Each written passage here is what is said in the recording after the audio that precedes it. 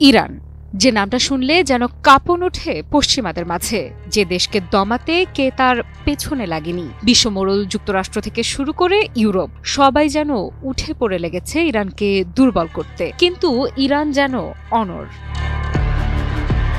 ইতিহাস বলে একটি জাতিকে হারাতে শুধু বোমা নয়, প্রয়োজন বিভক্তি। কিন্তু যদি কোনো জাতি দুর্ভিক্ষের মধ্যেও ঐক্য ধরে রাখে, নিষেধাজ্ঞার মাঝেও প্রযুক্তিতে এগিয়ে যায়, তাহলে সে জাতিকে ঠেকানো যায় না, তাকে শুধু ভয় পেতে হয়। আর আজ ইরান সেই ভয় হয়ে উঠেছে অনেকের চোখে। একদিকে ক্ষেপণাস্ত্র, ড্রোন, স্যাটেলাইট, অন্যদিকে এক দৃঢ় কণ্ঠস্বর। দেশটির প্রেসিডেন্ট মাসুদ পেজেশকিয়ানের কণ্ঠে সরাসরি হুঁশিয়ারি, কোনো শক্তিই ঐক্যবদ্ধ ইরানকে নত যেন করতে পারবে না। পেজেশকিয়ান এ কথা বলেন জানজান শহরের এক সরকারি অনুষ্ঠানে। তার বক্তৃতার ভাষায় শুধু কূটনীতি নয়, ঝরছিল আগুন, কারণ পেছনে ছিল এক রক্তাক্ত স্মৃতি। মাত্র কয়েক সপ্তাহ আগে ১৩ জুন থেকে শুরু হয় ১২ দিনের এক অসম যুদ্ধ।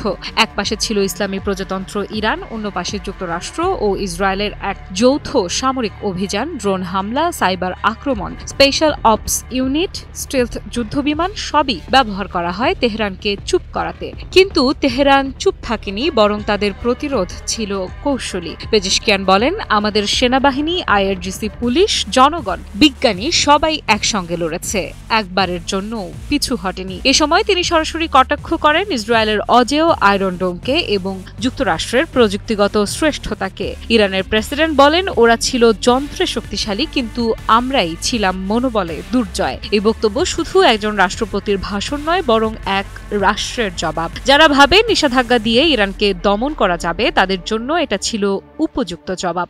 এক যুগ ধরে নিষেধাজ্ঞায় জর্জরিত এই দেশ আজ নিজেরাই বানায় ব্যালিস্টিক মিসাইল, উচ্চগতির ড্রোন, এমনকি স্যাটেলাইটও পাঠায় মহাকাশে। আর এই উন্নয়ন এসেছে যুদ্ধের মাঝেও, চাপের মাঝেও। একমাত্র স্মার্ট সিটি বসুন্ধরা, আধুনিকতায় এক ধাপ এগিয়ে।